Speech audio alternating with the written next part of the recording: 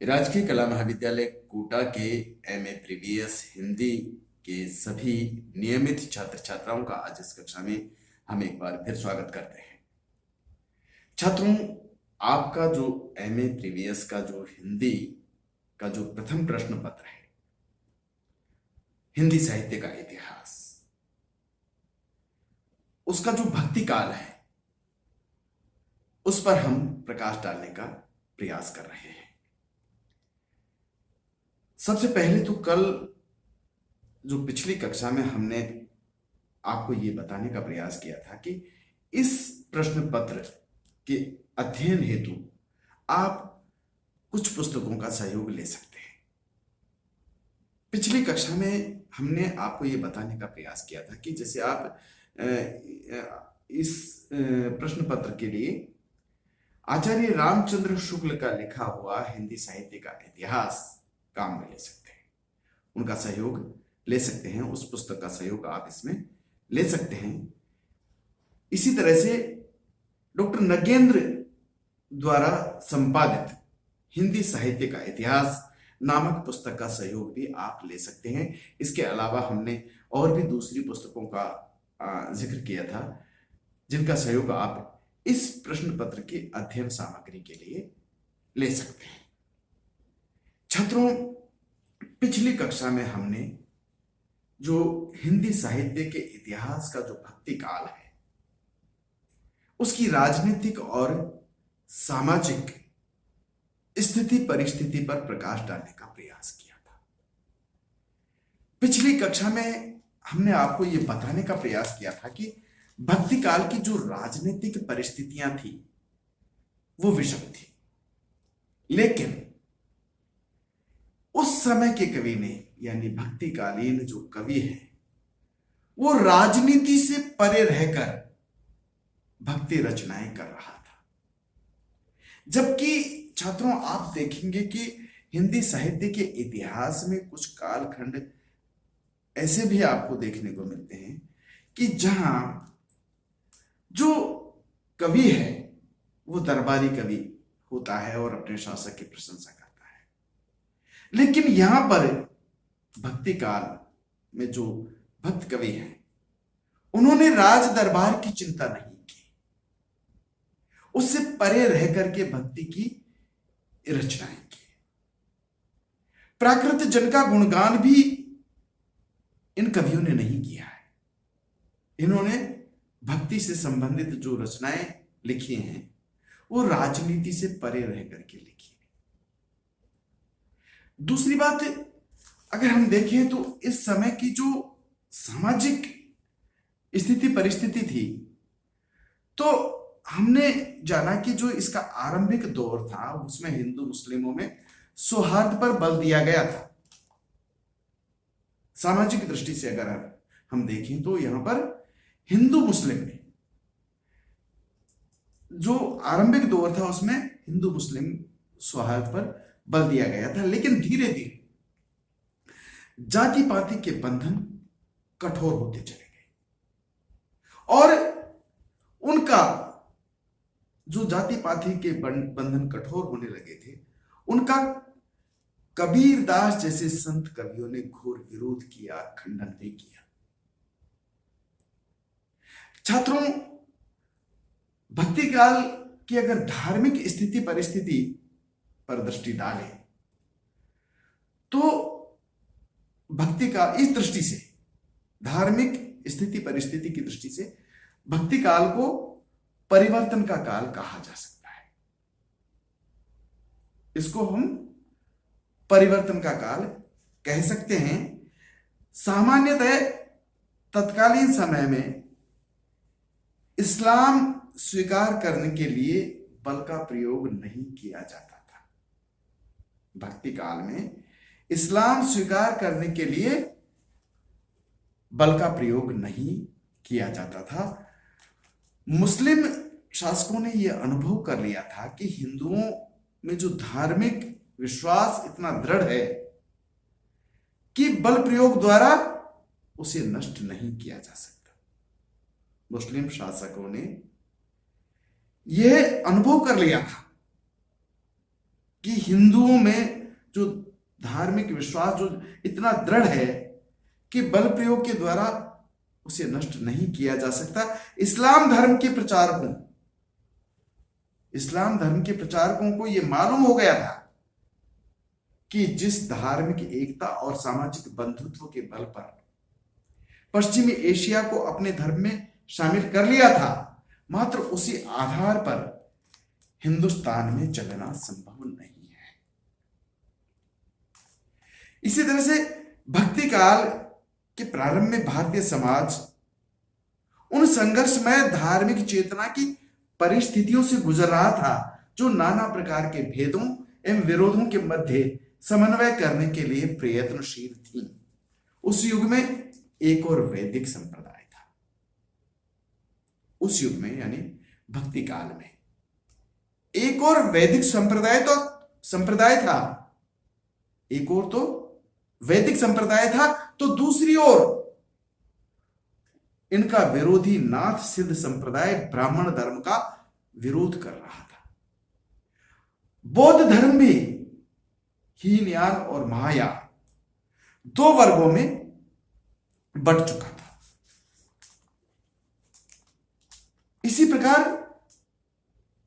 भक्ति काल में वैदिक देवताओं जैसे इंद्र है, वरुण है, रुद्र है, इनकी जगह पर विष्णु एवं शक्ति के विभिन्न रूपों की पूजा होने लगी। भक्ति काल में वैदिक देवताओं इंद्र, वरुण, रुद्र की जगह अब विष्णु और शक्ति के विभिन्न रूपों की पूजा होने लगी। धार्मिक कर्मकांडों को भी बढ़ावा मिला। भक्ति काल में धार्मिक कर्मकांडों को भी बढ़ावा मिला। पुरोहित वर्ग अंधविश्वास का लाभ उठाकर जनता का शोषण कर रहा था। पुरोहित वर्ग भी अंधविश्वास का लाभ उठाकर जनता का शोषण कर रहा था। भक्ति काल में वैष्णव धर्म ने भक्ति को अपना प्रधान साधन बनाकर लोकप्रियता प्राप्त की।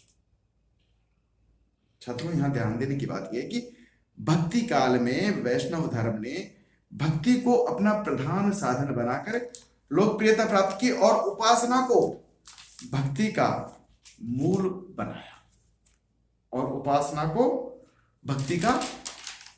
बनाया। छात्रों, हम यहां यह भी स्पष्ट कर देना चाहते हैं कि भक्ति आंदोलन के जो भक्त कवि थे, भक्ति आंदोलन के जो भक्त कवि थे वो सबसे पहले मानवतावादी थे। भक्ति आंदोलन के भक्त कवि सबसे पहले मानवतावादी थे। गोस्वामी तुलसीदास की ही बात करें तो गोस्वामी तुलसीदास ने भी ज्ञान और भक्ति का समन्वय किया। गोस्वामी तुलसीदास ने भी ज्ञान और भक्ति का समन्वय किया। छात्रों, यदि इस समय की अर्थात भक्ति काल की सांस्कृतिक चेतना पर भी थोड़ा सा प्रकाश डालें, जाने समझें, तो भक्ति काल में हमें सांस्कृतिक चेतना के क्षेत्र में समन्वय का महान प्रयत्न दिखाई पड़ता है। सांस्कृतिक दृष्टि से भक्ति काल पर प्रकाश डालें तो हम देखेंगे कि सांस्कृतिक चेतना के क्षेत्र में इस काल में समन्वय का महान प्रयत्न दिखाई पड़ता है। तुर्कों के आगमन से भारत की राजनीति में परिवर्तन हुआ। तुर्कों के आगमन से भारत की राजनीति में परिवर्तन कब हुआ? तुर्कों के आगमन से। और मुसलमानों के आगमन से पूर्व भारत में अनेक प्रकार की जातियां आ चुकी थी। भारतीय संस्कृति पर उन जातियों का प्रभाव पड़ा। एक मिलीजुली संस्कृति का विकास भी भक्ति काल में हमें देखने को मिलता है। एक मिलीजुली संस्कृति का विकास भी भक्ति काल में हमें देखने को मिलता है। इस युग में सांस्कृतिक आयोजनों को महत्व दिया गया। मतलब भक्ति काल में सांस्कृतिक आयोजनों को महत्व दिया गया। इस समय के भक्त कवियों ने साहित्य और संगीत में संबद्धता स्थापित करने का भी प्रयास किया। इस समय के भक्त कवियों ने साहित्य और संगीत में संबद्धता स्थापित करने का भी प्रयास किया, क्योंकि इस समय का कवि अपनी जो भक्ति से संबंधित रचनाएं थी उन्हें गा गा कर जनता तक पहुंचाने का प्रयास कर रहा था। इस तरह से हम देखते हैं कि ये जो भक्ति काल है इसमें भक्त कवियों ने साहित्य और संगीत में संबद्धता स्थापित करने का प्रयास किया, अपनी रचनाओं को गा गा कर जनता तक पहुंचाया। तत्कालीन समय के शासक ने भी अपने दरबार में संगीत को महत्व दिया। यदि हम अकबर की ही बात करें तो तानसेन अकबर के दरबारी संगीतज्ञ थे। तात्पर्य यह है कि भक्ति काल में एक नवीन, समन्वित, मिश्रित संस्कृति का विकास देखने को मिलता है। भक्ति काल में एक नवीन, समन्वित, मिश्रित संस्कृति का विकास देखने को मिलता है। इस तरह से छात्रों, भक्ति काल की जो राजनीतिक, सामाजिक, धार्मिक और सांस्कृतिक चेतना पर हमने प्रकाश डालने का प्रयास किया। छात्रों, हम यहां यह भी स्पष्ट कर देना चाहते हैं कि भक्ति का जो सोता है वो दक्षिण से चलकर उत्तर की ओर आया था। भक्ति का जो सोता है यानी कि भक्ति का जन्म दक्षिण में हुआ था और दक्षिण से यह उत्तर की ओर आई थी। लेकिन छात्रों, यहां इस मत पर विद्वान एक मत नहीं है। कुछ विद्वानों का यह भी मानना है कि जो राजनीतिक उलटफेर हुए थे भक्ति काल में और जो मुसलमानों द्वारा जो हिंदुओं पर जो अत्याचार हुए थे, जो राजनीतिक उलटफेर हुए थे, या यूं कहें कि मुसलमानों द्वारा हिंदुओं पर जो अत्याचार हुए थे, दो कारण थे। एक तो राजनीतिक उलटफेर की वजह से भक्ति का उदय हुआ, एक मुसलमानों द्वारा हिंदुओं पर जो अत्याचार हुए और हारी हुई हिंदू जाति की निराशा की जो मनोवृत्ति की जो झलक हम पाते हैं, इस कारण से भी उत्तर भारत में भक्ति का उदय हुआ। ये कुछ विद्वान ये भी तर्क देते हैं। उनका तर्क यह है कि जो राजनीतिक उलटफेर हुआ, मुसलमानों द्वारा हिंदुओं पर जो अत्याचार हुए और जो हारी हुई हिंदू जाति की जो निराशा की मनोवृत्ति की झलक हम पाते हैं, इस कारण से भक्ति का उदय हुआ है। जबकि डॉक्टर हजारी प्रसाद द्विवेदी इस मत से सहमत नहीं है। वो इस मत का खंडन करते हैं। वो कहते हैं कि ये बात अत्यंत उपहासास्पद है कि जब मुसलमान लोग उत्तर भारत के मंदिर तोड़ रहे थे तो उसी समय अपेक्षाकृत निरापद दक्षिण में भक्त लोगों ने भगवान की शरणागति की प्रार्थना की। मुसलमानों के अत्याचार के कारण डॉक्टर हजारी प्रसाद द्विवेदी ये स्पष्ट कर देते हैं कि मुसलमानों के अत्याचार के कारण यदि भक्ति की भावधारा को उमड़ना था तो पहले उसे सिंध में और फिर उत्तर भारत में प्रकट होना चाहिए था। वो ये कहते हैं कि अगर मुसलमानों के अत्याचार के कारण, जैसे कुछ विद्वान कहते हैं कि जो मुसलमानों का जो अत्याचार हुआ हिंदुओं पर और हिंदुओं की जो निराशा की जो मनोवृत्ति थी उसके कारण भक्ति का उदय हुआ, तो हजारी प्रसाद द्विवेदी इसका खंडन करते हैं। वो ये कहते हैं कि यदि मुसलमानों के अत्याचार के कारण यदि भक्ति की भावधारा को उमड़ना था तो पहले उसे सिंध में और फिर उत्तर भारत में प्रकट होना चाहिए था, पर हुई वह दक्षिण में। डॉक्टर द्विवेदी जी इसका प्रादुर्भाव आकस्मिक घटना नहीं मानते। उनका कहना है कि इसके प्रादुर्भाव के लिए सैकड़ों वर्ष से मेघखंड एकत्र हो रहे थे। मित्रों, छात्रों, इसी तरह से आचार्य रामचंद्र शुक्ल ने भी इसी बात को कुछ इस तरह से कहा है कि भक्ति का जो सोता दक्षिण की ओर से धीरे धीरे उत्तर भारत की ओर पहले से ही आ रहा था।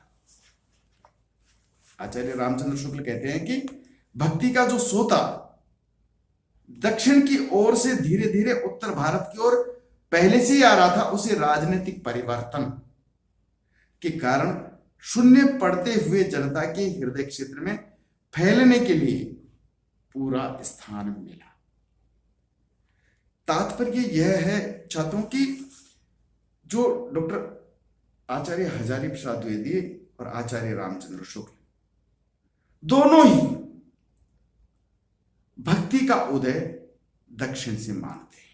अगर हम मोटे रूप में देखें तो दोनों ही भक्ति का उदय दक्षिण से मानते हैं और दक्षिण से ये भक्ति उत्तर की ओर आई है। भक्ति का जो ये सोता है ये दक्षिण से उत्तर की ओर आया है। छात्रों, आज के लिए बस इतना ही। अगली कक्षा में हम बात करेंगे भक्ति काल की प्रवृत्तियों की, उसकी विशेषताओं की। तब तक के लिए नमस्कार।